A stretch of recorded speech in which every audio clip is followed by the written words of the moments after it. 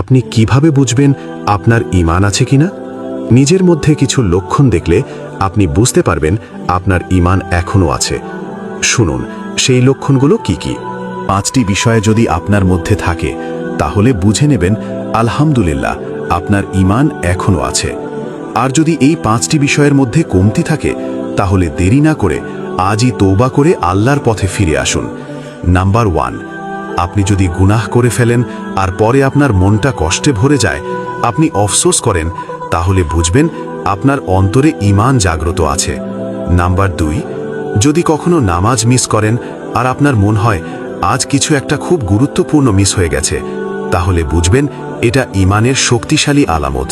Number 3, আপনি যদি কুরআনের আয়াত শুনলে থেমে যান, মনোযোগ দিয়ে শুনেন, আপনার হৃদয় ঈমান দ্বারা নরম হয়ে গেছে। নাম্বার 4, রাতে একা থাকলে যদি আপনার আল্লাহর কথা মনে পড়ে আর চোখে পানি চলে আসে, তাহলে আপনি আল্লাহর কাছে খুবই প্রিয় একজন হতে পারেন।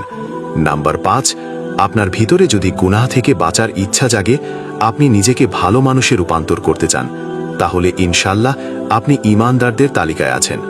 ভাই, যদি এই 5টি লক্ষণ আপনার মাঝে থাকে, আলহামদুলিল্লাহ আপনি একজন সৌভাগ্যবান মানুষ।